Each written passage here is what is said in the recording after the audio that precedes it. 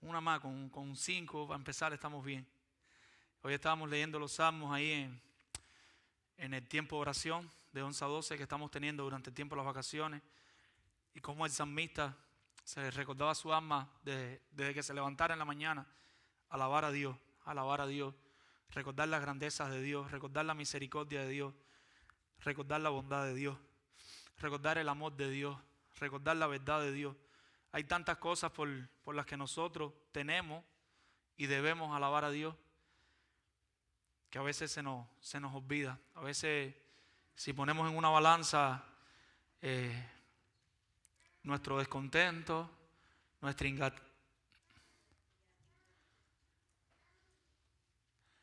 ingratitud y la comparamos con un corazón agradecido que alaba a Dios, y a veces pesa más esta que la del corazón agradecido que está meditando en las bondades de Dios. Todavía no estoy predicando, así que tengan paciencia. Vamos a orar y vamos a pedirle al Señor que hable a nuestras vidas a través de su palabra. Padre, Señor, en esta hora te agradecemos por estar aquí reunidos en tu casa, tu pueblo, alabándote, glorificándote como tú te mereces, Señor.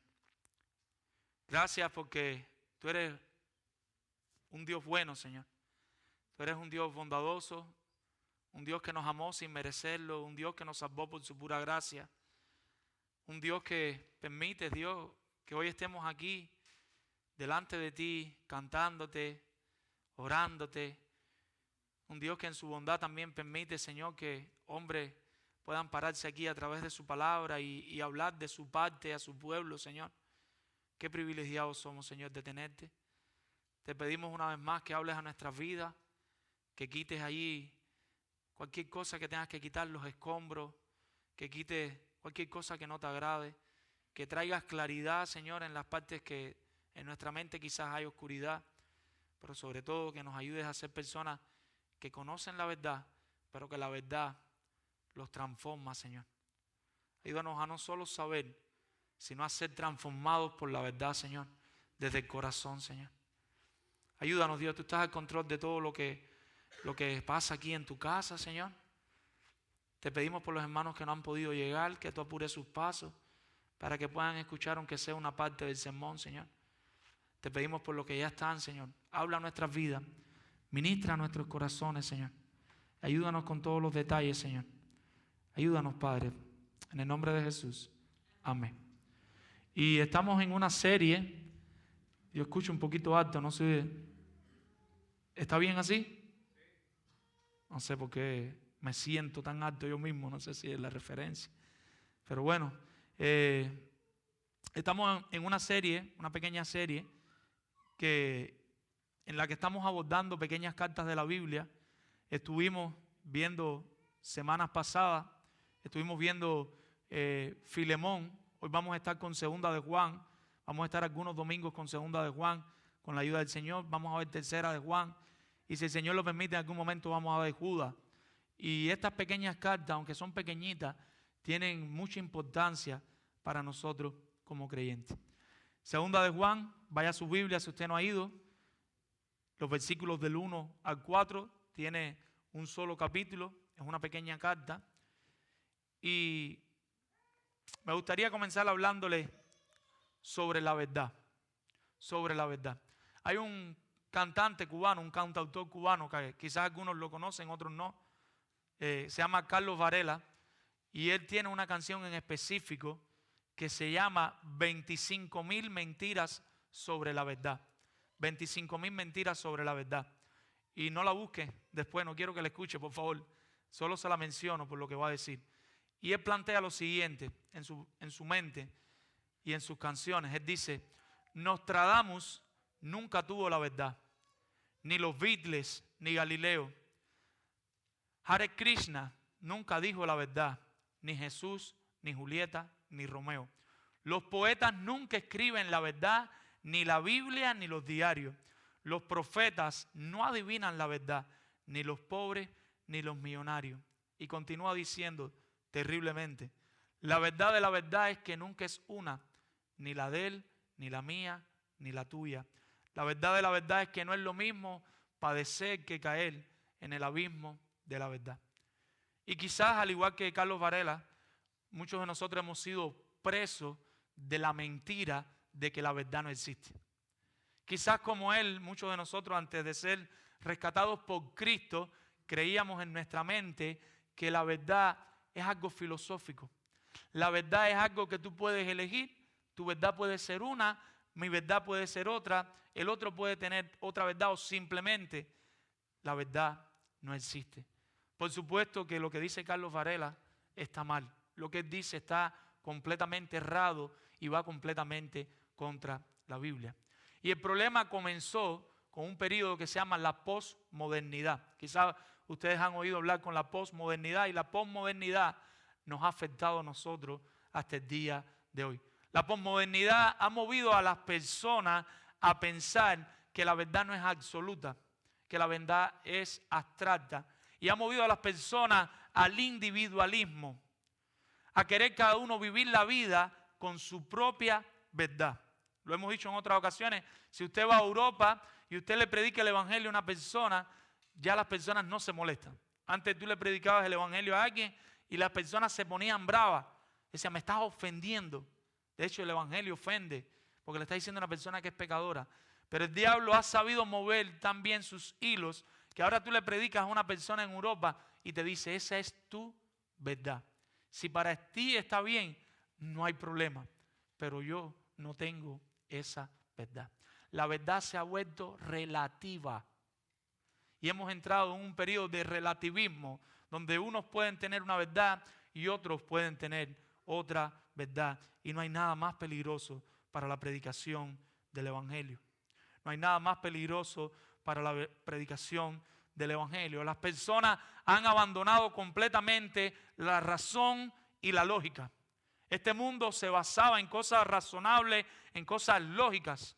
Uno iba a estudiar, a pensar, si un hombre se une con una mujer y sale un bebé, y estos son sus cromosomas, estos son sus genes, entonces varón, entonces hembra, pero no, ya todo ha pasado a lo abstracto, a lo abstracto. La lógica no existe. Cada cual tiene su lógica, cada cual tiene su pensamiento, y como dice la Biblia, cada uno quiere vivir como bien le parece. En un sentido, esta lucha no es nueva. Esta lucha es antigua. Es tan antigua como a los tiempos bíblicos, cuando Jesucristo estaba allí con Poncio Pilato. En la Biblia, lo puede anotar, lo puede buscar después. Usted va a ver una conversación que ocurre en Juan 18, versículos 37 y 38, con Jesús y Poncio Pilato. Pero este problema de la verdad es mucho más antiguo que esta conversación de Jesucristo con Poncio Pilato. Este problema se monta al Génesis. Cuando usted va a Génesis capítulo 3, versículos 4 y versículos 5, usted va a ver ahí en Génesis cómo la serpiente se acerca a la mujer, y después que Dios le dice al hombre, a la mujer, mira, disfruten de todo, pueden comer lo que sea, solo no coman de este árbol, porque a mí no me agrada. No es bueno que lo hagan, no lo hagan. Y la serpiente enseguida vino a tergiversar la verdad de Dios y a decirle, ¿por qué Dios le dice eso? Estoy parafraseando, ese Dios no es fácil, qué insoportable. Él siempre está poniendo reglas. Coman, no hay problema con que coman.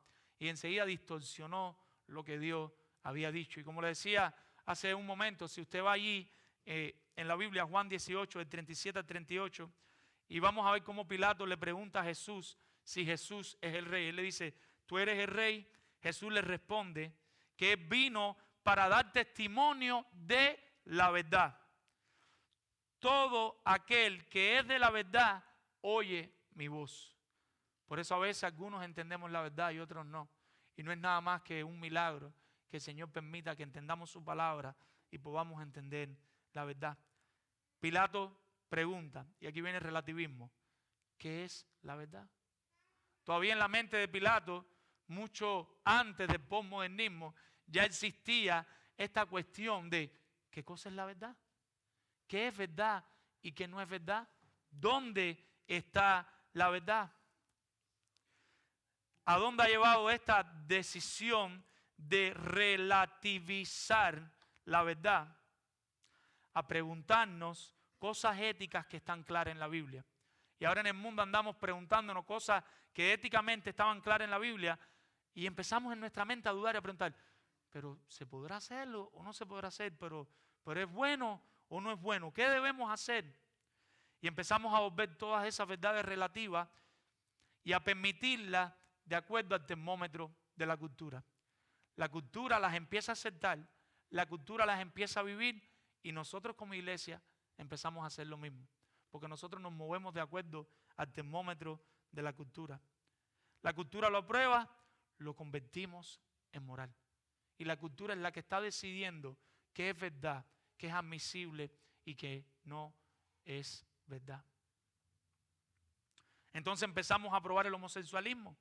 La Biblia enseña que es pecado, pero la cultura lo empezó a aprobar y ya las iglesias lo están aprobando. Y las personas en el mundo ya aprueban el homosexualismo. Empezamos a aprobar el adulterio. La Biblia dice que el adulterio es pecado, pero ya las personas empiezan a ver el adulterio como algo normal. En tiempos de nuestros abuelitos era bien difícil que un hombre traicionara a una mujer y si lo hacía era bien oculto. Y ahora los hombres se dan golpes en el pecho, allá hasta las mujeres, de que tienen 3 maridos o de que se están acostando con 3 hombres, porque la verdad se ha vuelto relativa.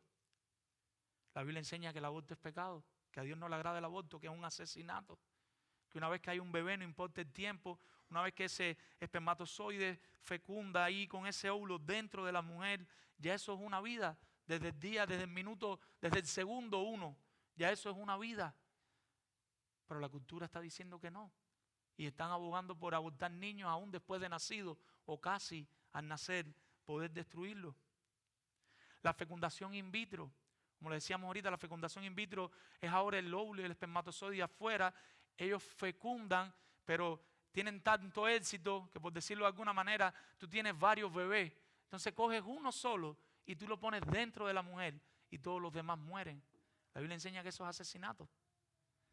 Pero la cultura lo aprueba y las personas lo hacen. El hombre anhela desde el Edén ser su propio Dios para poseer el derecho de decidir lo que quiera hacer y cómo hacerlo. Si no hay una verdad, todo se vuelve relativo. Y eso es lo que ha querido el hombre todo el tiempo, destruir la Biblia, alejarnos de la Biblia, alejarnos de la palabra de Dios para entrar en el campo de lo relativo. Una conducta se vuelve común, se convierte en la norma para la sociedad. Ahora, hay una verdad central dentro de toda la verdad. Hay una verdad elemental dentro de todo el conjunto de verdades que tiene la Biblia y esa verdad se llama Jesucristo. Jesucristo es la verdad central. Jesucristo es el corazón de la verdad de Dios. Tú quitas a Cristo de toda la verdad de la Biblia, aquí está toda la verdad de Dios. Tú quitas a Cristo y ya no tienes la verdad. No solo quitas a Cristo, tú quitas un poquito de lo que Cristo hizo en su muerte, en su resurrección, y ya no tienes toda la verdad y ya la Biblia no es verdad. Juan entendía esta situación y por eso Juan en esta carta se va a determinar a defender la verdad centrada en Cristo. Él va a defender a Cristo y quién Cristo es y qué Cristo hizo. Porque él sabe que si esa verdad se destruye, si le pasan por arriba a Cristo, si quitan a Cristo de la ecuación, ya no tenemos la verdad y ya lo que tenemos no es verdad. Cristo debe ser el centro de la vida del creyente. Cristo debe ser el centro de nuestra vida. Toda nuestra teología, todo nuestro pensamiento, toda nuestra vida debe girar alrededor de Jesucristo. Nosotros debemos andar en la verdad de Cristo. Y hemos puesto por título a este sermón, y vamos a tener el mismo título durante las 3 veces o las 4, las que el Señor permita, que estemos predicando en esta carta, y le hemos titulado Andando con Cristo. Andando con Cristo. Nosotros como creyentes debemos andar, caminar, tener a Cristo en nuestra vida. Cuando nos referimos a andar con Cristo, no nos referimos solo a tenerlo en la Biblia debajo del brazo, sino que Cristo sea el que está dentro de nosotros dirigiendo nuestra vida, nuestros pensamientos y nuestras acciones. Eso sería andar con Cristo. Cristo sería el que nos mueve a tomar cada decisión de las que tomamos a diario en nuestra vida cotidiana. Cristo debe ser el centro del caminar del creyente para que reciba su recompensa. La Biblia dice, y nosotros no vamos tras recompensa, pero la Biblia enseña, y Juan lo recuerda, que va a haber ciertas recompensas para los creyentes. Nosotros tenemos la mejor de las recompensas, que es la salvación. No hay recompensa que se le compare a esa. Pero para que esa recompensa sea posible, el creyente debe tener a Cristo en el centro de su caminar. Cristo debe ser el centro del caminar del creyente. Muchos dicen que Dios es su Dios, que Cristo es su Señor, pero no es verdad.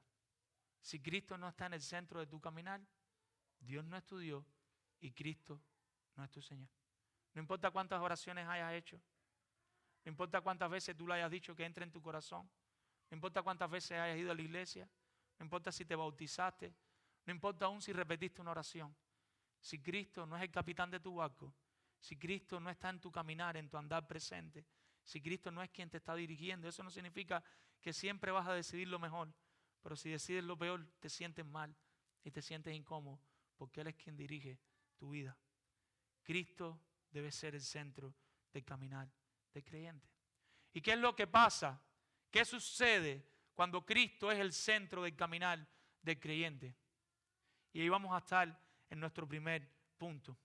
Lo que sucede cuando Cristo es el centro del caminar del creyente, y es nuestro primer punto, y es que el creyente anda en la verdad. El creyente anda en la verdad. Si Cristo es el centro de tu caminar, si Cristo es el centro de tu vida, tú vas a querer andar en la verdad. La verdad para ti va a ser algo deseable. La verdad para ti va a ser algo maravilloso. La verdad para ti va a ser algo en lo que tú quieres seguir profundizando, tú quieres seguir meditando, para que esa verdad de la palabra de Dios sea la que guíe tu vida. Y vamos a la Biblia, y el versículo 1 comienza con el anciano. Y por siglos en la historia, y todo el mundo está de acuerdo con que esta carta la escribió el apóstol Juan.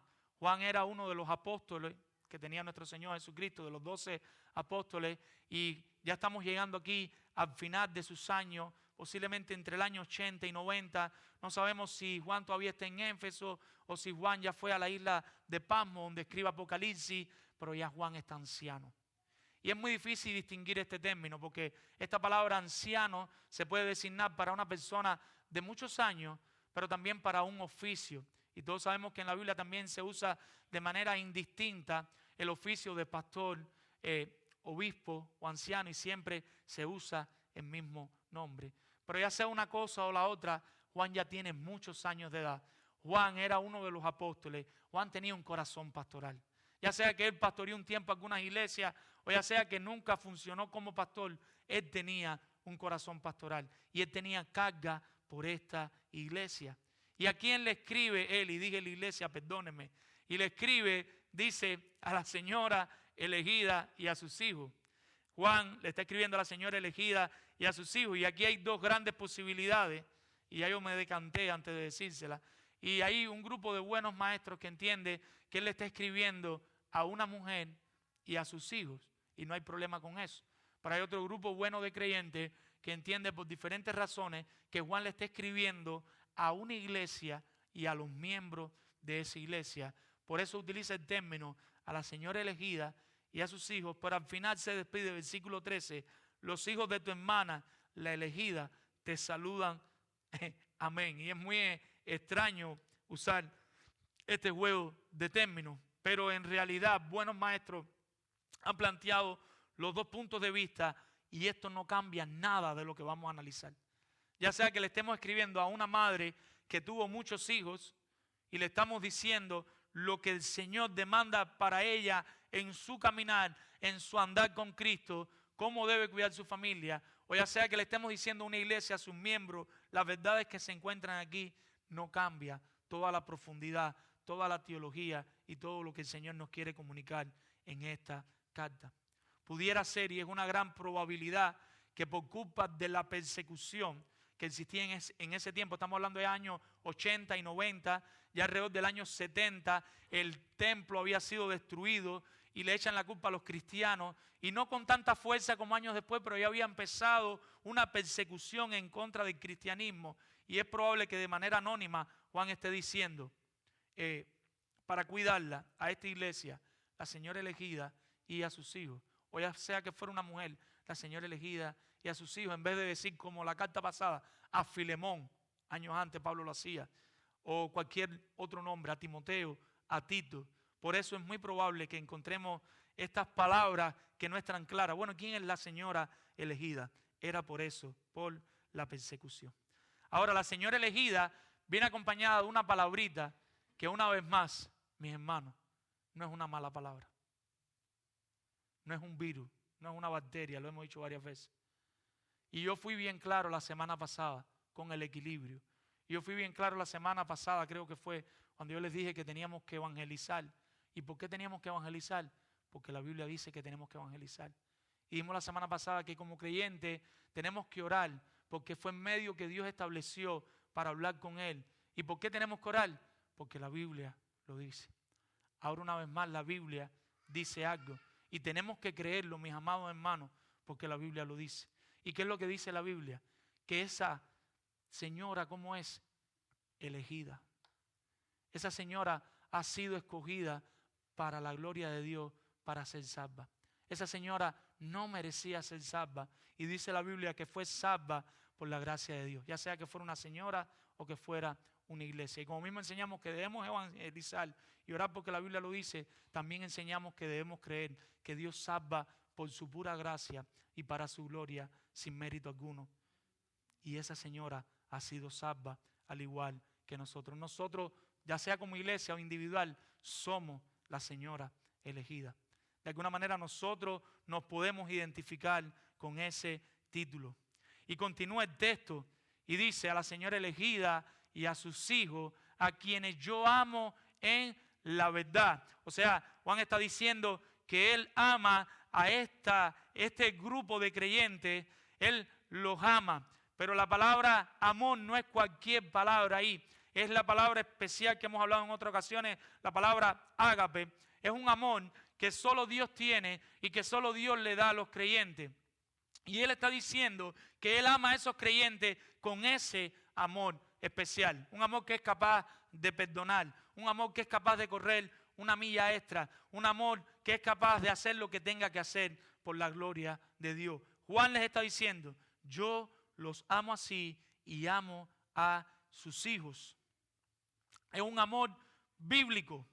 No estamos hablando de maripositas en el estómago. Pues nosotros creemos que el amor son maripositas en el estómago, sobre todo cuando somos jovencitos y nos enamoramos de una muchacha, o la muchacha se enamora de un muchacho y empieza a sentir esas maripositas en el estómago. No, aquí estamos hablando de un amor bíblico que nace de la verdad, de entender la verdad de la Escritura y que te lleva a amar a otros creyentes. Por eso es un amor que no se rompe fácilmente, que no se dilata fácilmente, que no se destruye fácilmente. Por eso tenemos tantos matrimonios que se quieren divorciar o ya están divorciados, porque no entienden el amor bíblico. Creen que el amor es eso que Hollywood te vendió, del hombre fuerte o de la mujer bonita, y cuando ya eso se empieza a deteriorar, porque se va a deteriorar, empiezan a salir las canas, el pelo se empieza a caer, nosotros decimos pellejo, la piel se empieza a arrugar, las venas, las arterias se empiezan a botar hacia afuera. Nos ponemos feos y feas también. Pero el amor tiene que perdurar. El amor bíblico debe perdurar. Ese es el amor que Juan sentía por ellos. Un amor fundado en la verdad. Sin la verdad, el amor sería una mera emoción. Cuando la verdad no está, el amor se vuelve solo emocionalismo.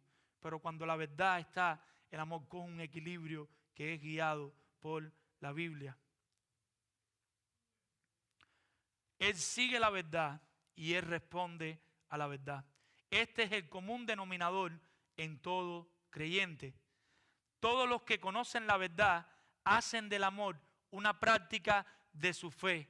Los cristianos se aman entre ellos. Y él lo dice en el texto, mire el texto. A quienes yo, él está hablando de manera personal, yo los amo, ¿dónde? En la verdad. La verdad es la que mueve y produce ese amor. Pero él dice después, no es cosa de uno, y dice, y no solo yo, sino también todos los que han conocido la verdad. Si usted conoce la verdad, usted está llamado a amar a su hermano. Si usted conoce la verdad, usted está llamado a amar a sus pastores, aún a los más insoportables e irresistibles. Debes amarlos. La Biblia nos llama a amarnos los unos a los otros y no con maripositas, quizás en ocasiones con lágrimas en los ojos, pero la Biblia nos llama a amarnos y así debemos amar a nuestros hermanos. Y él lo explica en el versículo 2 y va a decir la causa del amor, y hemos hablado un poquito, y la permanencia eterna de la verdad en el creyente. ¿Y cuál es la causa del amor? Él dice, ya dijo arriba, yo los amo, ellos los aman, y ahora dice el versículo 2 y ahí viene la causa. Al principio dice, a causa de la verdad. Solo por la verdad ellos podían amar. La verdad en el creyente llega para quedarse. La verdad en el creyente no llega un tiempo y después se va. La verdad en el verdadero creyente llega y va transformando, va santificando. No hay fecha de caducidad. No hay manera de abrazar un día la verdad y otro día no la abraza. Se fueron de nosotros porque no eran de nosotros. El verdadero abraza, sufre, todo no va a ser color de rosa, todo no va a ser bonito, pero se sigue aferrando a la verdad, se sigue aguantando la verdad. Venga la enfermedad, venga el desempleo, vengan los problemas de salud, se sigue aferrando a la verdad.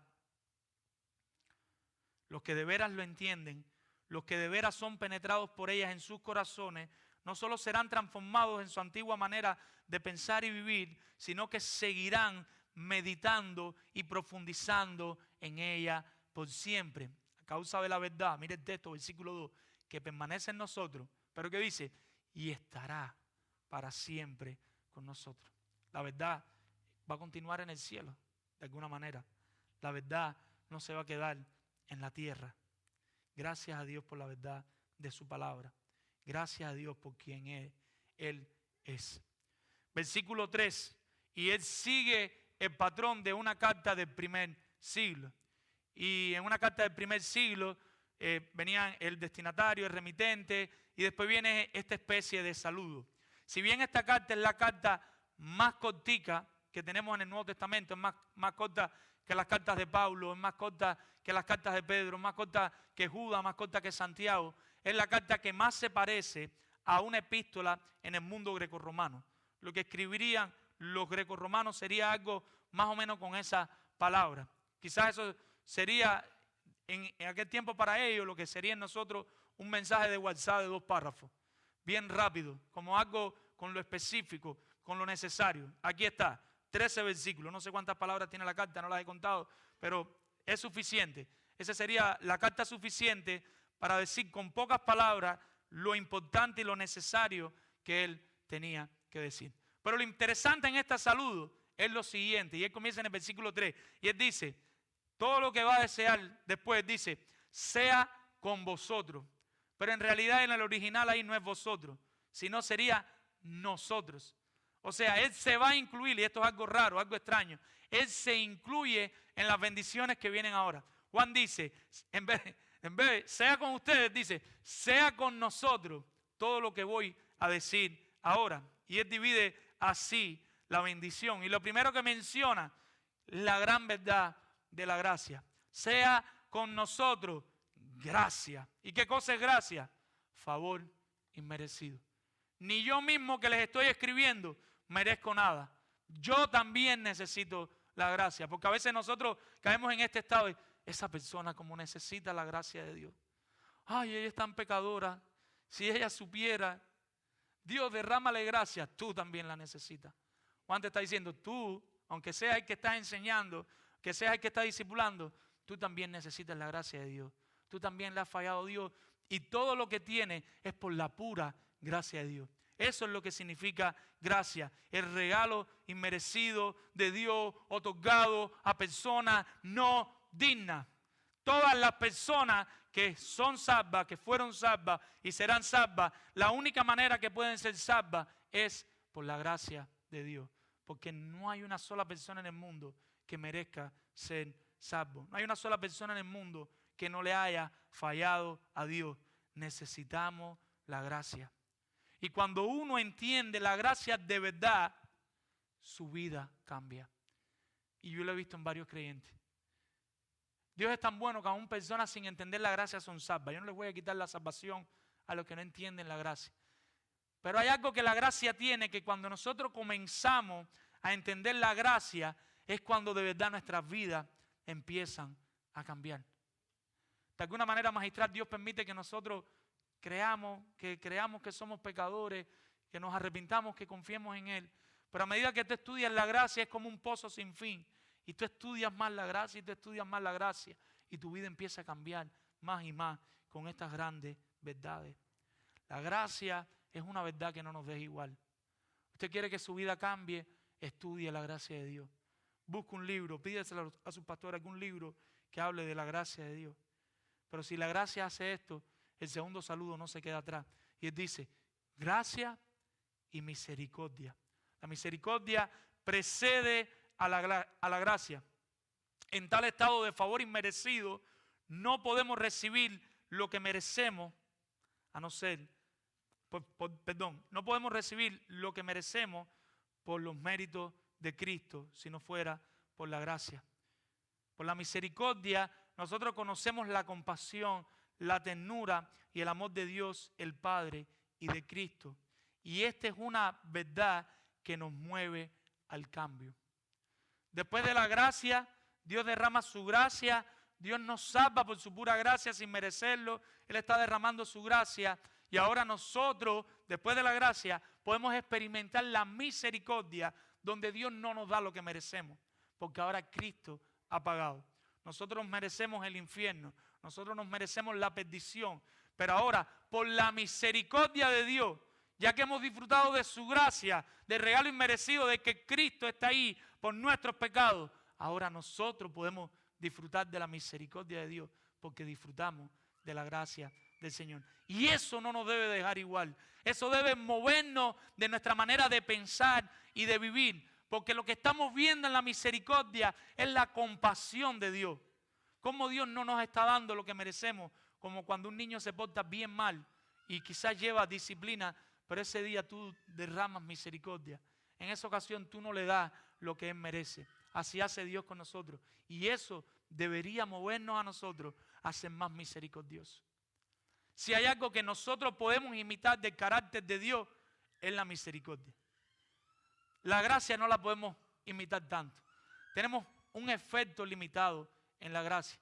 Porque la gracia es en la gracia es el regalo inmerecido. Pero hay cosas que nosotros no podemos dar, que solo Dios puede dar. Pero en la misericordia siempre tenemos la oportunidad de no darle a otra persona lo que esa persona merece. Imitemos la misericordia de Dios. Y por último, y no menos importante porque sea de último, que dice, sea con nosotros gracia, misericordia y paz. Y esto es un concepto hebreo, es un concepto del Antiguo Testamento, es un concepto que enfatiza la integridad y el bienestar en la vida en todos sus aspectos. Transmite la idea de seguridad, de descanso y de ausencia de hostilidad. Y hasta aquí quizás usted sabía todo esto. Pero es algo, escuche bien mi hermano, ahora toca al hermano que tiene al lado y escuche bien. Es algo que anhelamos todos, pero no lo podremos disfrutar a menos de que entendamos más y más las verdades de la gracia y de la misericordia. Todos queremos paz en nuestra vida. Pero a menos que usted entienda bien la gracia y la misericordia, usted no va a disfrutar de paz. Porque los problemas nunca se van a acabar. Los problemas van y vienen, pero los problemas regresan. Y le tengo una mala noticia. Un día usted se va a morir. Por mucha paz temporal que usted disfrute en algún momentico, el próximo problema viene. Y el niño se enfermó. Y el dinero se acabó. Y te botaron del trabajo. Y llegó la enfermedad terminal. Y llegó un problema en la familia con mi mamá y con mi papá. El problema viene, el problema regresa. Entonces, ¿cuál es la única manera de poder tener paz, sea cual sea la situación que venga en nuestra vida? Entender bien la gracia y la misericordia. cuando usted entiende bien la gracia y la misericordia, venga lo que venga a su vida, aunque usted esté sufriendo, usted puede disfrutar de la paz del Señor. Porque usted entiende que todo lo que tiene, lo tiene por gracia y que usted no está recibiendo, que usted merece más de la situación que está recibiendo en ese mismo momento. Nosotros hemos asociado mucho la bendición de Dios con la prosperidad y Dios prospera. Dios puede dar periodos de paz. A veces Él es tan bueno que derrama más misericordia a darnos un tiempecito de paz, a darnos un tiempecito de tranquilidad para que nuestra mente se ponga en orden, nuestro corazón se ponga en orden. Pero no pasa mucho tiempo y que vuelva a haber otro problema y vuelves a necesitar la paz. Gracia y misericordia, mis hermanos. Gracia y misericordia. Este es un buen deseo para cualquier creyente. Creyente que usted le diga, yo te deseo gracia, misericordia y paz, usted le está dando un buen deseo. Estas tres verdades, al pasar de la mente al corazón del creyente, van a hacer toda la diferencia. Y cuando estoy utilizando la palabra conocer, yo no me estoy limitando al conocimiento de la mente solamente. Cuando yo le digo, nosotros debemos conocer, entender la gracia y la misericordia, yo no me estoy limitando a un conocimiento solamente mental, sino que usted en su corazón, usted estudie, usted vea, pero que ese conocimiento baje de la mente al corazón y usted en su corazón entienda la gracia y la misericordia de Dios, para que usted pueda disfrutar de verdad de estas verdades, para que yo también pueda disfrutar de estas verdades, mis hermanos. Y eso va a hacer toda la diferencia. Ese es el verdadero conocimiento que Dios quiere. Ahora veamos el origen de estas bendiciones. ¿Y qué dice él? ¿De dónde viene la gracia, la misericordia y la paz? Y él dice, de, y hay un de y un del muy importante aquí en este versículo 3. Y él dice, de Dios Padre, pero no se para ahí, y dice, y del Señor Jesucristo. ¿Qué está haciendo Juan aquí una vez más? Y para él era importante. Toda la verdad del creyente tiene su centro en Cristo. Y una vez más él le va a recordar a estos creyentes, todas las bendiciones que nosotros tenemos vienen del Padre y del Hijo. Y lo que él está haciendo en ese momento es poniendo al Hijo al mismo nivel del Padre.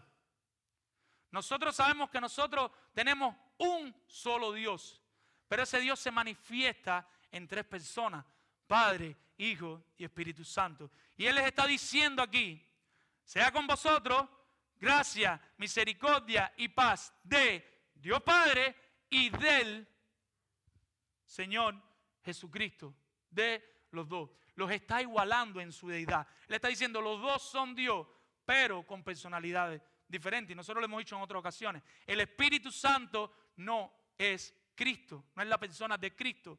El Padre, Dios el Padre, no es la persona del Hijo. Y el que murió en la cruz fue el Hijo, no fue el Padre. A veces hay personas que dicen, oh Padre, tú moriste en la cruz. No, el Padre no murió en la cruz. El que murió en la cruz fue el Hijo. Cada uno tiene una función dentro de la Trinidad. Y más adelante vamos a seguir profundizando en el Hijo, que es lo que Juan hace, y nos queremos limitar al texto. Hoy no vamos a hablar del Espíritu Santo tanto, y de alguna manera aquí se menciona el Padre, pero Juan se centra en Cristo y en la verdad en Cristo. Por eso él dice, de Dios Padre y del Señor Jesucristo, porque él quiere exaltar a los ojos de ellos, ya desde ahora, la importancia que Cristo tiene como Dios. Cristo no es un diosito, Cristo no es una cosa aparte, Cristo es Dios encarnado. Como dirían algunos filósofos, Dios en sandalias. Cristo se encarnó. Dios mismo se hizo hombre. Y lo vamos a ver en algunos versículos más adelante. Y no voy a utilizar teología de bodega. El profesor de nosotros en el seminario de teología decía teología de bodega. Porque nosotros a veces cuando nos enfrentamos a otras personas que no creían en la Trinidad, y nosotros decíamos, del padre que nace, del perro que nace, un perrito, y del gato, un gatico. Y él decía, eso es teología de bodega. No usen eso. Pero lo que uno quiere es como dar a entender que un gatico es un gato y un perrito es un perro. No vamos a decir eso. Pero sí podemos decir, y ya lo hemos estudiado en el grupo de vida en Marcos, el término hijo de Dios era un término que ofendía a los fariseos. Los fariseos, cuando le decían Jesucristo es el Hijo de Dios, se horrorizaban, porque decir que era el Hijo de Dios era decir que Jesucristo es Dios. Y eso a ellos no le caía ni regular.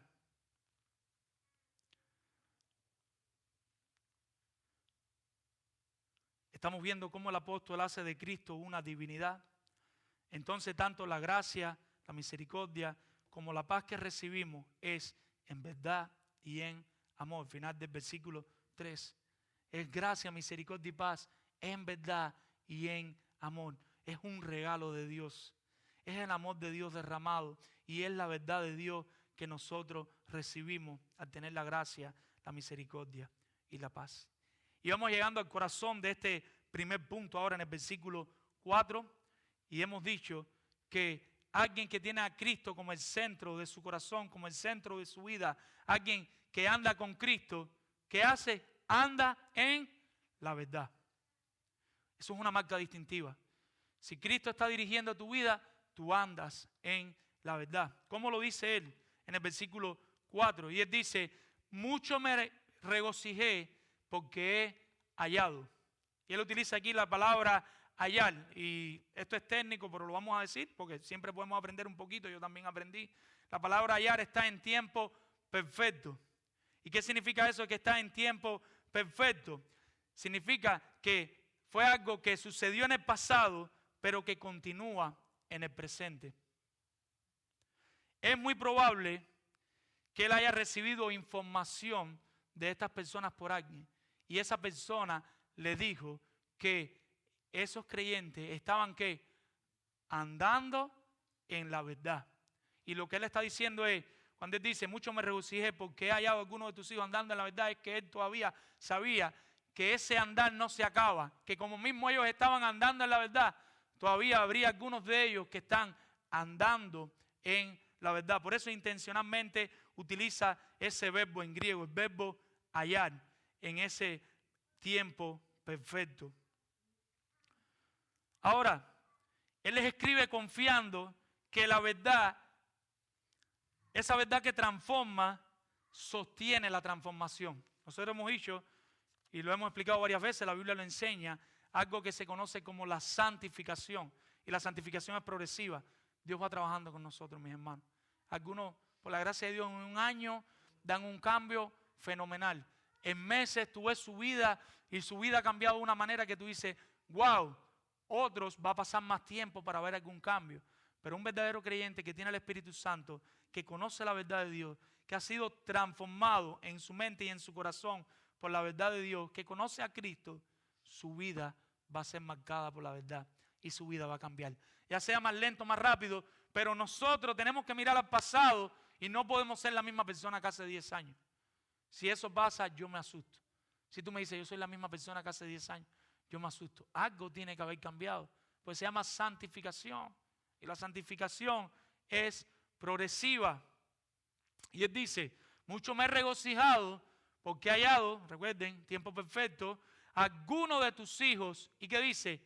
Andando en la verdad. Y ese andando significa literalmente alrededor. El lenguaje figurado es viviendo en la verdad. Entonces, ahora el andar no se limita solo a lo que creemos, sino también tiene que ver con la forma en que vivimos. Nosotros lo hemos dicho en otra ocasión, una buena ortodoxia, un buen conocimiento de la palabra debe producir una correcta ortopraxis, una correcta manera de vivir la palabra, pero también debe producir en nosotros una genuina ortopatía, nuestras expresiones, nuestra devoción, lo que sale de nosotros, que está transformado por la ortodoxia, debe producirse ahora de manera perfecta. En español, la verdad en la mente debe movernos a la acción, sintiendo y haciendo lo correcto para Dios. El que anda en la verdad no solo conoce la verdad, sino que empieza a vivir la verdad. Él dice que encontró a algunos de ellos que estaban viviendo la verdad, caminando en la verdad, avanzando en la verdad. Cada día se acercaban más a la verdad, se mantenían en la verdad. Y esa es la idea que él está transmitiendo ahí. Veámoslos en negativo. Vamos a verlo en negativo para poder entender. Según de Tesalonicenses, capítulo 3, versículo 6, el apóstol Pablo le dice a los tesalonicenses: os ordenamos que se aparten de los hermanos que andan desordenadamente. O sea, tenemos una iglesia donde hay hermanos que están viviendo como ordenadamente, pero hay hermanos que están viviendo como desordenadamente, y no según la enseñanza que recibiste. Hay una verdad que debe llevarnos a vivir ordenadamente, pero que también otros la tienen y viven desordenadamente. Lo primero, ojo, todos recibieron la clase, todos recibieron la verdad, tanto los que están desordenados como los que están ordenados. Ellos recibieron la verdad, recibieron la enseñanza, la instrucción, pero no todos obedecieron. Versículo 11, y dice ahí mismo en 2 Tesalonicenses, capítulo 3, verso 11: porque oímos de algunos de entre vosotros que andan desordenadamente. No en el caso de ellos era esto, pero en el caso de ustedes, mi amado hermano, puede ser cualquier otra cosa desordenadamente. Quizás tú digas: no, pero yo sí estoy trabajando, pues yo voy a hablar ahora de trabajar. Pero quizás tu desorganización no tiene que ver con el trabajo, tiene que ver con la pornografía, tiene que ver porque ves cosas que no debes ver, tiene que ver porque haces negocios en los que no te debes meter, tiene que ver porque estás traicionando a tu esposa o a tu esposo, tiene que ver con cualquier otra cosa. El andar desordenadamente no se limita a este ejemplo que vamos a dar. Y él le dice: porque oímos de algunos entre vosotros que andan desordenadamente, no trabajando en nada, sino como el gran vago que tiene mucho tiempo. ¿Qué hace? Entremetiéndose en lo ajeno, metiéndose en lo de todo el mundo. Los falsos maestros saben lo que puede hacer la verdad en la vida de un creyente y por eso quieren tergiversarla, porque ellos conocen el poder de la verdad.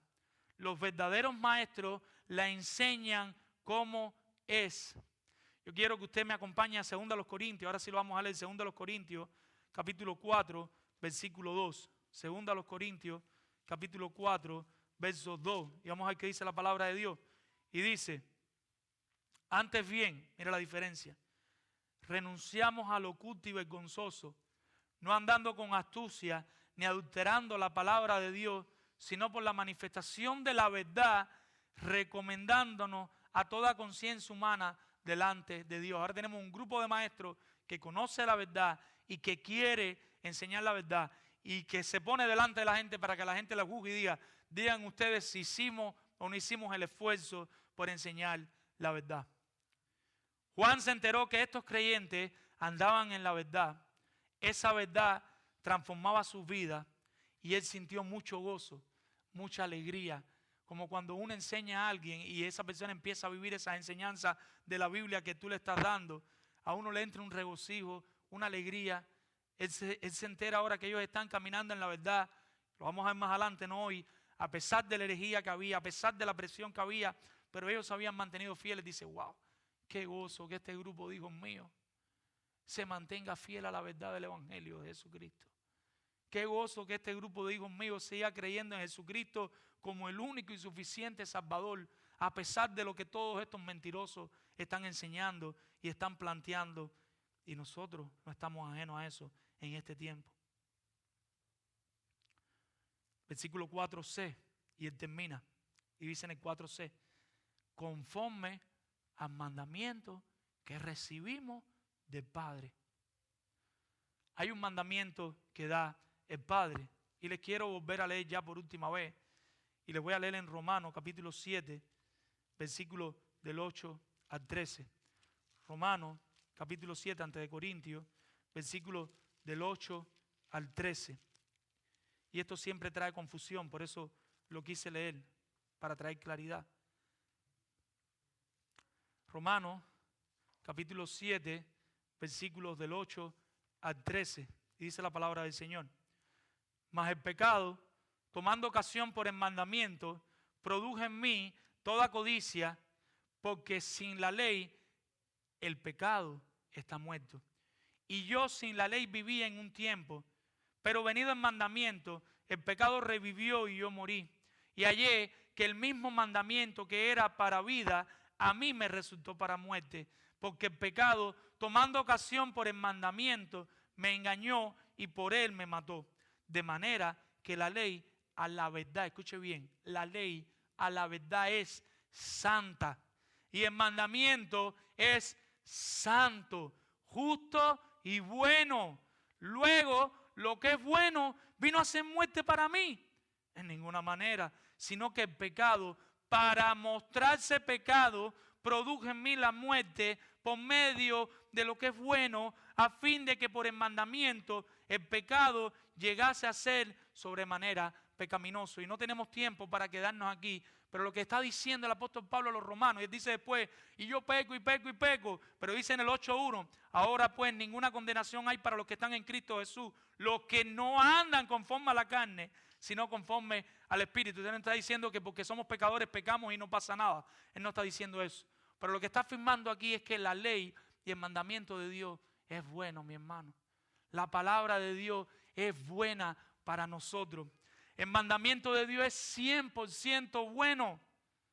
Él nos muestra cómo debemos vivir, al mismo tiempo que nos muestra el pecado. A través de la ley de Dios, nosotros vemos cómo debemos vivir de una manera que Dios le agrade, pero al mismo tiempo cuando nos paramos frente a la ley, podemos descubrir los pecadores que somos. Eso hace la ley de Dios, eso hace el mandamiento de Dios, mostrarte cuán pecaminoso tú eres. Pero ¿qué más hace? Empujarte a Cristo y decirte que por tus propios esfuerzos tú no puedes cumplir esos mandamientos, que necesitas un Salvador que se llama Cristo Jesús. Necesitabas que Cristo viniera en carne y se encarnara y se humanara y muriera y resucitara al tercer día para nosotros poder ser salvos, porque a través de la ley no íbamos a poder ser salvos. Pero la ley es buena, la ley nos guarda, la verdad de Dios, la palabra de Dios, toda la palabra de Dios es verdad y toda la palabra de Dios es buena para nosotros. Su ley es hermosa, sus promesas preciosas, sus directrices, sus ordenanzas, todo es de mucho provecho. Toda la Biblia, amado hermano, desde Génesis hasta Apocalipsis, es buena para nosotros. Toda la Biblia es la palabra de Dios sin error y que no nos lleva al error. Necesitamos la palabra de Dios. Nosotros necesitamos la palabra de Dios. Ahora, amado hermano, toda esta verdad tiene un corazón, ya lo habíamos dicho, y tiene un centro. Y ese corazón y ese centro, si tú lo destruyes, destruyes toda la verdad. Y aquí bien cerquita, estamos en 2 de Juan, no vayan ustedes, pero en 1 de Juan capítulo 3, versículos 22 y 23, el mismo apóstol Juan en la primera carta que había escrito en 1 de Juan, él dice lo siguiente, 1 de Juan capítulo 3, versículos 22 y 23. Y dice la palabra, y cualquier cosa que pidiéramos, la recibiremos de Él, porque guardamos sus mandamientos y hacemos las cosas que son agradables delante de Él. O sea, ellos intentaban obedecer la verdad de Dios. Ellos intentaban obedecer la palabra de Dios, mis hermanos. Y este es su mandamiento. ¿Y cuál es su mandamiento? Que creamos en el nombre de su Hijo Jesucristo y nos amemos unos a otros como nos los ha mandado. Juan está parafraseando las palabras de nuestro Señor Jesucristo. ¿Recuerdan cuando nuestro Señor Jesucristo nos enseñó y resumió los mandamientos en dos? ¿Y qué dijo de los mandamientos? Y Él lo resumió en dos. Es sencillo. ¿Quieres cumplir los mandamientos? Amarás a Dios con todo tu corazón, con toda tu mente y con toda tu fuerza, y amarás a tu prójimo como a ti mismo. Entonces los mandamientos no dejan de existir, sino que tenemos que ver los mandamientos, tenemos que ver la ley a la luz del Nuevo Testamento y a través de Cristo. Y ahora, por amor a Dios, por amor al prójimo, nos gozamos, no como una ley que no podía salvarnos, sino que ahora disfrutamos que tenemos un Salvador que sí puede salvarnos, que sí puede rescatarnos. ¿Y cómo lo resume Juan? ¿Qué es lo que está diciendo Juan? Creer en Cristo para salvación. Ese es el corazón de la verdad. Si tú quitas el creer en Cristo, si tú quitas la fe en Cristo para salvación, desbarataste toda la verdad y nadie, ni una sola persona en el mundo mundial se va a salvar. ¿Y cuál es la segunda verdad que se deriva de la primera, de creer en Cristo para salvación? ¿Cómo se ve ese caminar de la verdad? Amar al prójimo. Y lo vamos a ver después en la otra predicación. Amar al prójimo. La expresión de creer de verdad la verdad. Si tú crees la verdad de verdad, tú vas a amar a tu prójimo. Tú vas a amar a ese que está al lado tuyo. Juan 14:6, Jesús dijo: yo soy el camino y la verdad y la vida. Nadie viene al Padre sino por mí, a través de mí. Sin Cristo no hay salvación. Puedes hacer los milagros que sea, los rituales que sea, puedes hacer las cosas que sean, los esfuerzos que sea. Sin Cristo no hay salvación. El padrino de la brujería no te va a dar salvación. El sacerdote católico no te va a dar salvación. Ni el Papa, ni Mahoma, ni Buda, se me olvidó el nombre del otro de la lengua afuera. Ninguno te va a dar salvación. Nadie va a darse salvación. Solo Cristo te puede dar ese mismo. Este es el corazón de la verdad. Jesucristo es el corazón de la verdad. Los falsos maestros que estaban llegando a este lugar no querían combatirlo todo. Ellos solo querían hacer un pequeñito ajuste, y esto es más peligroso. Porque si estas personas desde que entran, ellos dicen: nosotros somos unos mentirosos, o todo lo que está en la Biblia está mal, ¿qué hace uno? Dice: pero hay que tener cuidado, porque mira, estos son unos mentirosos abiertamente. Pero no, ellos estaban de acuerdo en todo, solo en una pequeña cosita, en una cosita que no es importante. Y así es como la mentira daña a la verdad. Amado hermano, si quitas a Cristo de la Biblia, ya no es la verdad. Si quitas la encarnación de Cristo, ya no es la verdad. Juan 1:1, el mismo apóstol Juan, inspirado por el Espíritu Santo, dice: en el principio era el Verbo, y el Verbo era con Dios, y el Verbo era Dios. Dice que Cristo mismo era Dios, la palabra, el Verbo. Y en el 14, para los que tienen duda del 1, dice en el 14 que el Verbo fue hecho carne. El Verbo se hizo carne y habitó entre nosotros. Y en el 17b, capítulo 1, 17, el versículo 17, la segunda parte dice: la gracia y la verdad vinieron por Jesucristo. Jesucristo es el corazón de la verdad. Jesucristo es la verdad. Por eso los falsos maestros lo van a atacar y lo seguirán atacando. Usted ve a los mormones, ¿y qué hacen los mormones? Atacan a Cristo, atacan el corazón de la verdad. Usted ve a los testigos de Jehová, ¿y qué hace la doctrina de los testigos de Jehová? Ataca a Cristo. Porque si tú quitas una cosita, lo daña todo completamente. Por eso es tan peligroso, mi hermano. Por eso es tan peligroso no creer que Jesucristo es Dios mismo. Para decir que verdaderamente crees en la palabra de Dios, tienes que creer en Cristo para salvación. El Hijo de Dios, Dios mismo, creer que se humanó para poder ser salvo. Y mi pregunta para ti que me visita después de hablar tanto, y estaba loco por llegar ahí: ¿lo crees? ¿Crees que Jesucristo es el Hijo de Dios? ¿Crees que Jesucristo vino en carne a morir por los pecados? ¿Crees que es el único camino, el único medio para que tú puedas ser salvo? ¿Lo crees? Dios permite, y si no lo crees, ya sabes dónde está la verdad. Ese día allí en la cárcel, ese día allí en el hospital, ese día allí en un momento difícil en la oscuridad, muchachito, jovencito, jovencita que me acompaña, niño que estás aquí, recuerda que Jesucristo es la verdad. Cree en Cristo para salvación, en la circunstancia que Dios tenga preparada para ti en el futuro. Corre a Cristo, no hay otro camino, no hay otro camino, no hay otro medio. Ves a Cristo. Ahora, para los que ya son salvos, la pregunta para los creyentes es la siguiente. Voy a hacer 3 preguntas. La primera es: ¿cuánto valoras la palabra de Dios? ¿Cuánto valoras la palabra de Dios? Y no me respondan. Y si tú me dices: mucho, yo valoro la palabra de Dios mucho, la valoro tanto que la tengo arriba de la repisa, lo que no la toco. Si esa es tu respuesta, no me refiero a eso. Cuando te pregunto cuánto valoras la palabra de Dios, te estoy preguntando, ¿lees la palabra de Dios? ¿Meditas en la palabra de Dios?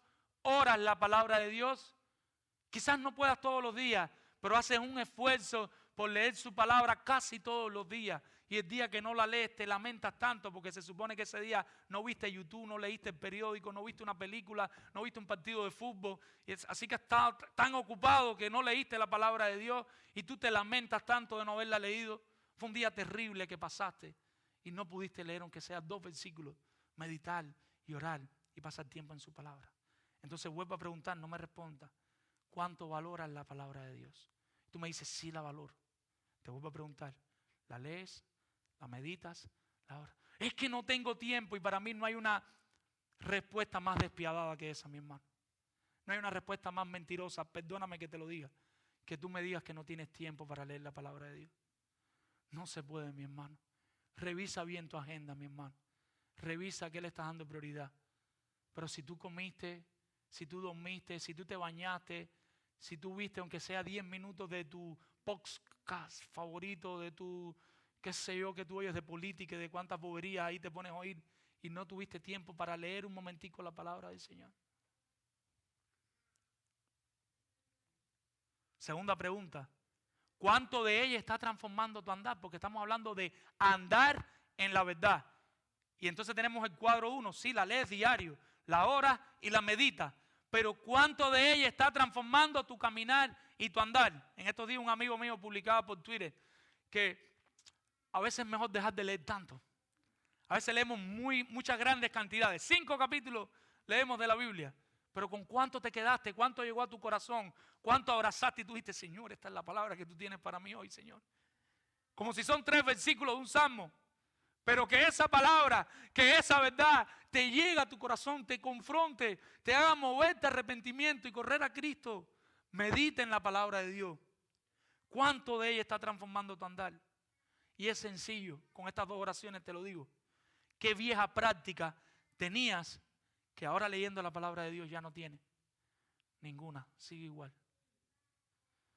¿Qué vieja práctica tenías que al estar exponiéndote en tu devocional diario con tu Señor, tú ves que ya Dios está trabajando en eso y cada día eso es menos en ti? Otra manera de verlo, ¿qué nuevos afectos tienes que antes no tenías? ¿Cómo te está motivando ahora Cristo más? ¿Cómo Dios te mueve a acercarte más a Él? ¿Cómo estás preparando tu corazón para venir a adorar al Señor?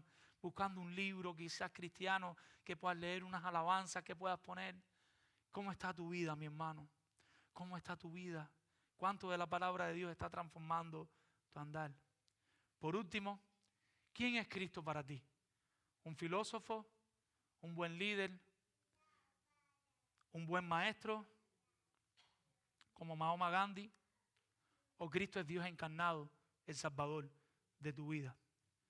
Hombres que están aquí, ¿están asumiendo su responsabilidad y su rol como líderes de sus hogares? Y yo tenía carga por esto, mis hermanos. Esta ha sido mi carga desde que arranqué en martes con el sermón. Yo tengo carga con esto. Yo estoy preocupado por los hombres de la iglesia. Los amo, mis hermanos. Los amo con todo mi corazón, pero porque los amo no los puedo dejar igual. ¿Cuándo fue la última vez que le dijiste a tu esposa que llevaba tiempo sin leer la Biblia? Mira, aquí tienes la Biblia, amor, tenés devocional. ¿Cuándo fue la última vez que se acabó la cena y pasan semanas y semanas y en tu casa no hay devocional y le dijiste a tus hijos, paren ahí, tengo la Biblia aquí abajo de la silla escondida, vamos a leer un versículo de la Biblia? Un versículo, vamos a orarlo y vamos a meditar en él. Hombre, ¿estás llevando a tu hogar a los pies de Cristo? ¿Cómo estás buscando que tu familia se alimente del Señor? ¿Estás siendo el líder espiritual, el sacerdote de tu hogar? ¿O qué estás haciendo con tu familia? Ah, no, pero yo participo en esto y yo hago tantas actividades y soy el presidente de Madagascar. Me da lo mismo. Si no estás liderando espiritualmente tu hogar, todo lo que estás haciendo delante de Dios es basura y no tiene ningún valor. Pasan más tiempo en YouTube, en Netflix, en Disney, en deportes, en eSports Center o en qué sé yo cuánto, hasta en la iglesia.